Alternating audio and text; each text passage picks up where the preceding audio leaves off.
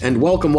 This is Peter Winick. I am the founder and CEO of Thought Leadership Leverage, and you're joining us today on our podcast, Leveraging Thought Leadership. So today my guest is Austin Belcak. Austin is the founder of Cultivated Culture, where he helps people leverage unconventional strategies to land jobs they love without connections, without traditional experience, and without applying online. His strategies have been featured in Forbes Business Insider, Fast Company, and have helped people land jobs at Google, Apple, Amazon, Facebook, Sequoia Capital, Goldman, and more. So really interesting in terms of the content that you've got, the market that you're going after, and how it's resonating with your target market. So let's just dive right in, Austin. Tell me what was the light bulb moment? Where did this come from? Yeah, definitely, Peter. And thank you so much for having me to start things off. I really appreciate it. I'm a big fan of the podcast and the content that you're sharing. Thank you. But yeah, of course. So yeah, to take it all back, the light bulb moment really happened after college for me. So to take a step even further back, I've always thought the society that we kind of grow up in is interesting, right? You're sort of expected to know what you want to do from a young age, right? You're 5 years old and your parents and your teachers ask you, what do you want to be when you grow up? And then you get to high school and then you have to know you study all these things and then you have to pick a college major and then you major in that thing in college and then you're supposed to know how that's going to translate into a job. And so throughout our lives, there's this structure of, okay, you go to class, you learn some stuff, then you regurgitate that stuff on a test. And if you regurgitate it well, you get an A and that's success. But well, and let me ask you something there. There are a few tracks, but I think there are fewer and fewer today where it's much more logical and linear, right? You study accounting as an undergrad and then you get your CPA and blah, blah, blah, blah, blah. But for the other 85% of us, right, that aren't doing sort of accounting or law or whatever, the path to wherever you are, and it always fascinates me when I talk to senior level execs and CEOs and sort of how'd you get here, right? And clearly in the content business, there's no MBA in thought leadership. So directionally helping people sort of figure out that journey is interesting. Definitely. And I guess it would also be helpful probably if I gave a little background on what I do now, but I do run the site that you mentioned, cultivatedculture.com, but I do run that on the side and I work full-time at Microsoft in advertising sales. So for me, I'm kind of living my dream, as it were, a couple of years ago. But that light bulb moment that you mentioned, it took a little while to get there. And for me, academics were not something that I loved. I felt like a lot of the courses you were taking weren't necessarily relevant to the real world, weren't giving me a chance to get out there and experience stuff that people were doing. Wait, so you're not using geometry every day in your current work or physics? Because I was the pain in the neck student that would always say, I'm never going to use this. And guess what? I don't use geometry much. I actually just finished up my calculus derivative for the add algorithm. No, I'm just kidding. I haven't used any of that stuff in years. And it's crazy because you pay $50,000 a year for an education in the US at least. And then you don't get a lot of training for the real world. And so when I finally graduated, I had a terrible GPA. It was like a 2.5. I graduated with a biology degree, and I took a job that kind of landed in my lap. And that was sort of my first. Wait. What does a mediocre biologist do? What kind of job does one get as a middle of the road at best, or average or subpar biologist? What is that? That's a great question. So I worked in medical device sales. So it's actually kind of interesting because the job that I had was, if you know anybody who's gotten a hip replacement or a knee replacement, the company that sells the implants, there's a couple of them. I worked for a Johnson & Johnson subsidiary. They will hire people who, a lot of the folks I worked with actually didn't have a college degree. So I guess my 2.5 GPA looked okay in comparison. But it's interesting because we would be in the operating room and we would be consulting with the doctors on these products. So you have, your mediocre biologist over here telling the doctor, okay, this goes here in your grandmom's leg, which is wide open on the operating room table. So I always thought that was funny. You got to see in the lab where you were dissecting a frog. So this is sort of not necessarily your natural sweet spot. Exactly, definitely. But it was also my first. It was also my first kind of experience working for the man, if you will. So my boss was really just not a great person, and the setup that I was in wasn't great. So I was making about $35,000 a year, which was not super livable. I was our junior rep, so I was basically tasked with covering all of these cases when our main reps couldn't make them. And our territory was North and South Carolina. So some days, most days, I'm getting up at 3 a.m. to get to a hospital by 5:30 a.m. so I can be ready for surgeries to start at 6. So that was not a whole lot of fun. And then on top of it, my boss would continually tell me, you're not cut out for this. You're not smart enough to do it. Again, I thought that was kind of funny, but he was just very demeaning. And I thought, my parents paid a lot of money for my education. I spent a lot of time going to these classes and all this stuff. Like, is this what comes out of it? Is this what I'm going to be doing for the next, 30, 40 years of my life? And so I'd always known that I wanted to be an entrepreneur. My dad was an entrepreneur, and seeing him, working from home and having that flexibility was something that I always wanted. And this kind of solidified that even more, realizing, if this is what bosses are going to be like, I don't want anything to do with them. So around the same time, I think it's a little cliched at this point, about 6 or 7 years later, but I read The 4 Hour Work Week, and that really changed the game for me. And yeah, that really showed me that, hey, you don't have to be on this traditional path. Just because everybody says go to college, get your degree, get a job, work your 9 to 5 and climb the ladder, doesn't mean that it's for everyone. And so I started looking into different ideas that I could turn into full-time businesses. So I had a couple of these. I was big into fishing in college. So I tried to start a fishing apparel company, which fell flat on its face. And I tried to start a couple other things. The first venture that really ended up working out was sort of in conjunction with my job search. So here I was with my bad GPA, my job in medicine, and I thought, okay, for me, I don't have a lot of professional experience. I don't have a lot of business experience. And I also didn't have a lot of money. So starting a company at that point. But wait. So we know there's a good ending, because you said a few moments ago that you're at Microsoft. Yes. Right. So close that bridge. So how do you go from being, the frustrated fisherman that's a mediocre biologist to working at one of the world's most renowned companies? Definitely. So that was kind of an interesting time. And I started just by applying for a ton of jobs online, but nothing really seemed to stick.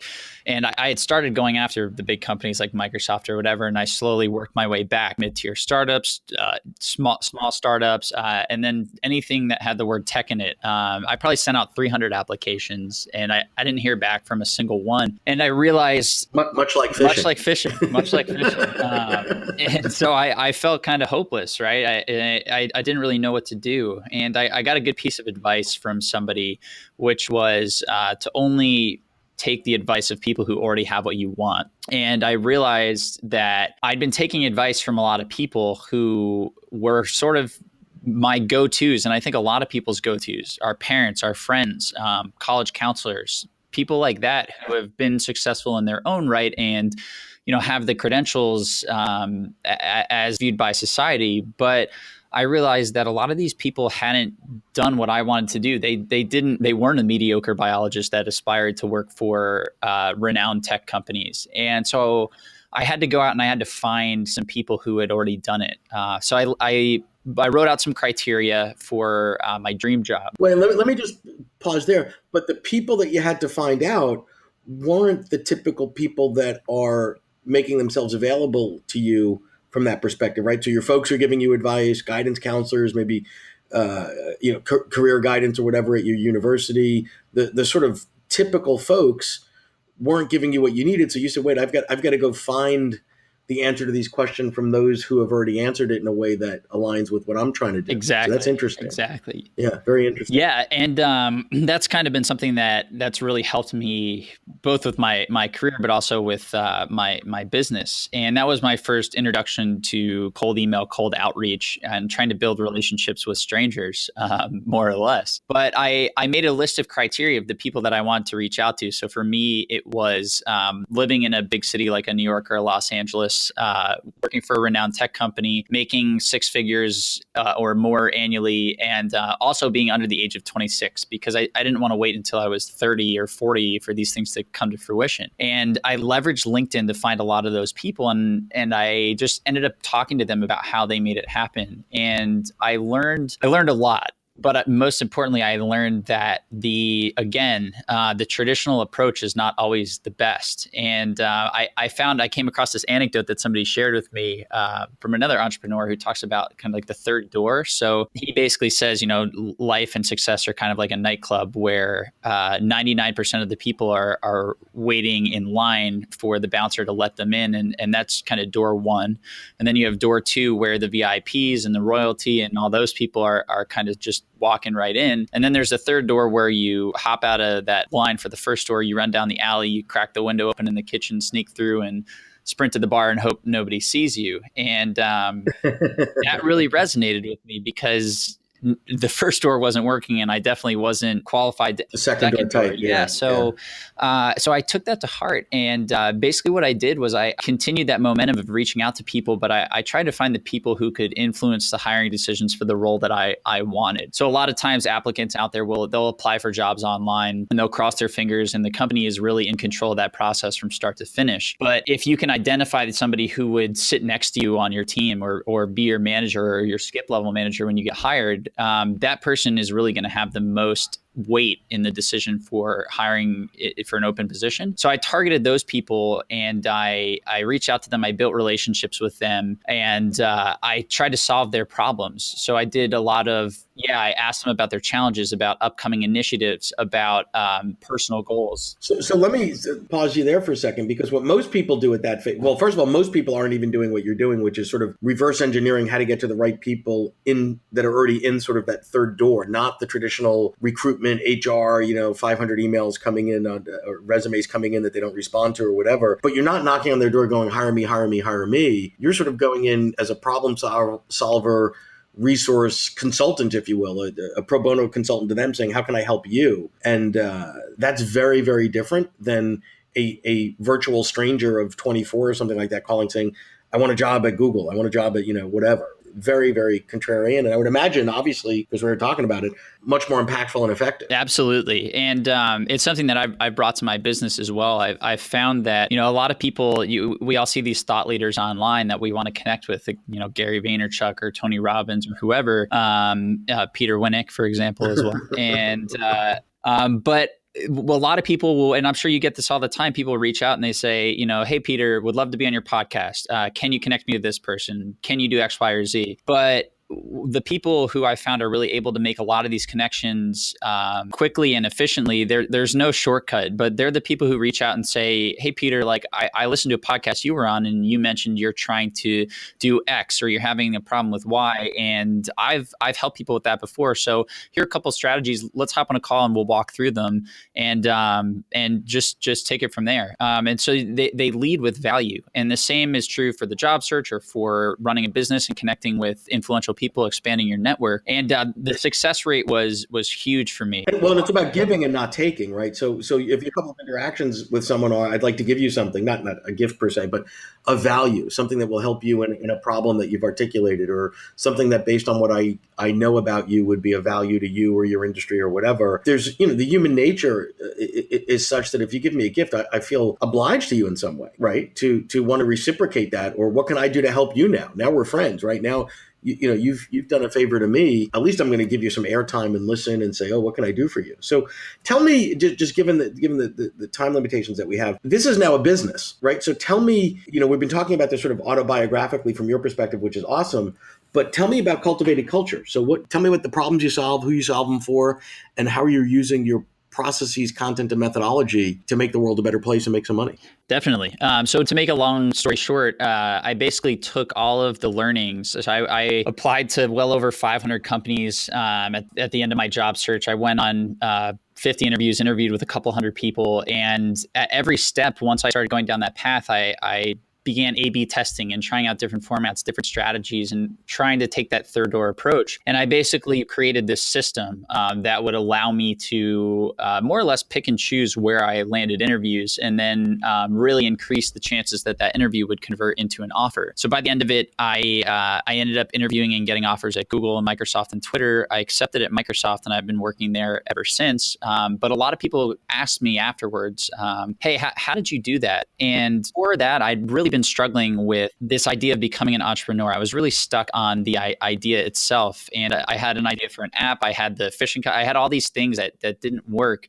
And so I saw this opportunity and I said, okay. So I started by writing an article that basically consolidated my whole strategy at a high level. And I knew it was very different. So but you didn't hold anything back. You mapped out sort of, this is my story. Yes. And this is exactly what I did and how I did it, right? There's no holding back, no behind the secret curtain or there's some magic, just sort of, this is it, right? Exactly. Yeah. It was pretty transparent and it was very actionable. It's like a 5,000 word article, I think. And I put it out there and I leveraged it to get in contact with a couple people. So I found some folks who were influential in my industry. I linked out to them from the piece. I sent it to them and said, hey, if you wouldn't mind sharing, that would be great. And I got a bunch of shares from that. So I ended up getting about 60,000 views in 30 days on that piece. And my first 1,000 email subscribers right off the bat there. Wow. Yeah. And that was kind of the validation for me. So I wrote this piece. I said, I'm going to do my due diligence. I'm going to put in the effort to market it. And if it falls flat on its face, we'll just add it to the vault with all the other ones. Or if it takes off, we're good. So, but that takes a tremendous amount of courage because you basically put out sort of your life story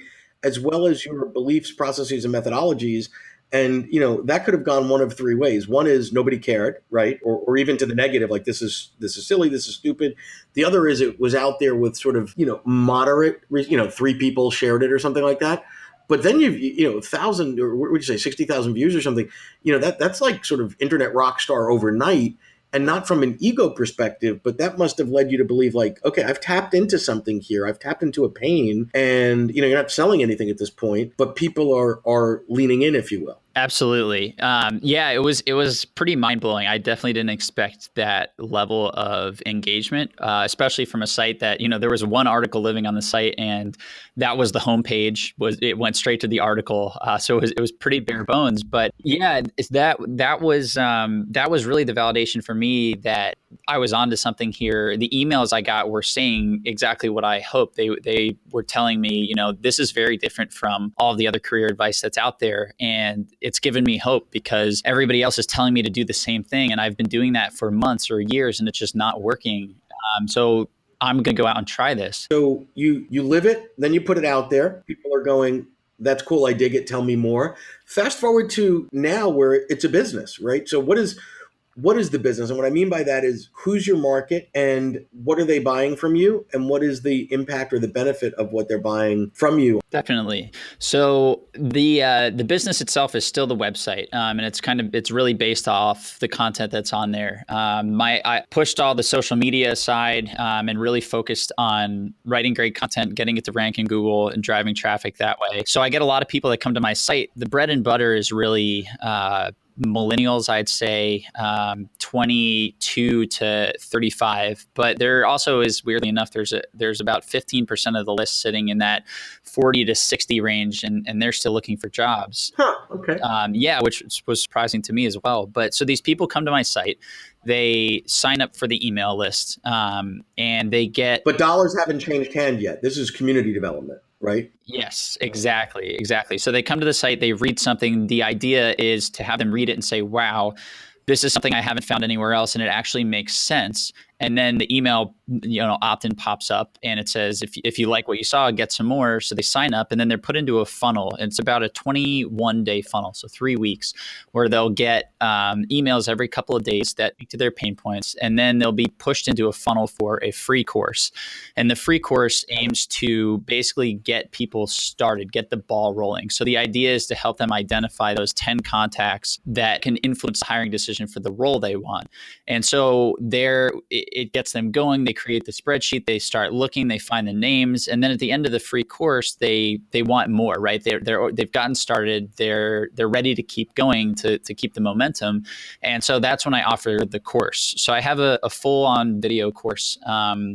It's about 5 modules, 29 videos. It just lives on my site, and I sell it. So build it once and sell it Exactly. ongoing. What does that sell for? Yeah, so there's 3 different tiers. There's a bottom tier at $297. There's a mid tier at $497, and then there's the high end at $897. So there's 3 options for people, and like you said, it's really really scalable. So the idea is my goal, my main focus now that it's been built and validated. I built it out last year and launched it, and it brought in, for the first launch, it brought in about $40,000, and I've launched it a couple times since then, and it really validated itself. There's people are willing to pay the price point. They're willing to buy it. So now my job is to push as many people as I possibly can into the top end of that funnel. Well, and there's another. I mean, this is a whole other conversation, but I just want to just touch on it briefly. You're in a direct to consumer model, which is personally not my favorite model because you have an unknown customer acquisition cost that could be high and an unknown lifetime customer value, right? And oftentimes in the consumer space, the stuff, if you will, or the content, if you will, that makes the most money is the stuff that is making the most egregious promises. The fact that your stuff, there's efficacy and it's real and there's gravitas and whatever, oftentimes makes it harder to sell through that channel because people want to hear things, eat cookies and lose weight or get rich quick or whatever. But there's a hard work and effort component to what you are selling, right? You're not saying, take my course and all of a sudden unicorns will fly out of your nose and, Bill Gates is picking you up and taking you out to dinner, right? Like there's effort and work and planning, et cetera. So there is an opportunity at some point to take your stuff and figure out how to package it from a one to many, right? Maybe that's alumni associations and license it to it, or, other groups or organizations that are serving the same demographic and niche that you are. But that's a story for another day. Yeah, definitely. And I've done a lot of thinking about that. But at the end of the day, I think when you create something like that, I agree that there's a lot of folks out there making promises. I think the tough part is you want to retain the customer, right? I think I know, I'm sure a lot of people know that your existing customers are worth a lot more than bringing on a new one. Absolutely. And so the goal is to kind of wow them with that content. And so I'm very transparent up front with the course saying, that it's not a magic bullet if you don't do the work. And so I actually offer 2 things. I give people a 3-day $1 trial of the course. So they pay $1, they check the whole thing out for 3 days. And if they don't like it, they can just ask for a refund and that's that, or they stick with it. But then I have a 30-day results-based guarantee too. So if people take the course and if they don't start getting responses from folks in those influential positions within 30 days, I make them send me the results. So they have to actually say, I filled out the list. I sent X, Y, and Z emails. I followed up X number of times. And so it kind of pushes people to do the work. But the success rate is actually incredibly high for the folks that do put in the work. And then you follow the diet, you lose the weight, right? Exactly. And so the goal moving forward now is my kind of ethos is to have people, and sort of my ethos in life is to, you work to get this dream job that pays you well, gives you flexibility, and actually allows you to build some experience that's relevant to what you want to do. And then you leverage that as kind of your venture capitalist for some sort of business that will allow you to then move on and be your own boss and do your own thing. So I'm kind of pushing people to do that. And the next step down the road for Cultivated Culture, once this whole career niche is fleshed out, which is going to be several more years, but is to help people build their own online business. And then there might be a coaching aspect too, but what you're talking about is definitely true. So there's a lot of opportunities to get in front of colleges to help people or companies rather with outplacement if they're laying folks off. So that's definitely something to look into. But the B2C model is interesting. There's not as much money as the B2B too. I don't know if that's your preferred route, but I hear you there. Yeah, my preferred is B2B 1,000 to 1. It's just, and it's not a judgment. It's just that's what we do. That's what we've been doing for a long time organizationally. That's where we win. And consumer, the risk profile on the consumer side actually scares me. So, in any case, I want to thank you for your candor and sharing the story of sort of from mediocre biologist to rock star up and coming thought leader. It's pretty cool, and I thank you for sharing that. How do people find you? So if I'm in that demographic, if I am looking for the dream job or know someone is or have a kid or a friend or neighbor that is, how do I get in touch with Cultivated Culture or you? What do I do? Yeah, definitely. So the site is cultivatedculture.com, or you can just Google my name or Cultivated Culture and it'll pop up. And anybody can also feel free to reach out to me. So Austin at cultivatedculture.com is my email. I'm happy to chat through anything that we talked about, be it careers or the funnel or the course or anything like that if people listening want to do the same thing. But yeah, that's two simple ways to get in touch for sure. Well, this was great. Thank you so much again for your time, and a little bit of a different story, but I love that the path that you're on, that it came from something real, and then you're walking proof that it works, and now putting it out in the world and seeing the results. It's really, really interesting stuff, and I think we're going to be seeing and hearing a lot more from Austin over the next months and years to come. So thank you so much again for sharing your time with us today. Thanks for the opportunity, Peter. I really appreciate it. To learn more about Thought Leadership Leverage, please visit our website at thoughtleadershipleverage.com. To reach me directly, feel free to email me at peter@thoughtleadershipleverage.com. And please subscribe to Leveraging Thought Leadership on iTunes or your favorite podcast app to get your weekly episode automatically.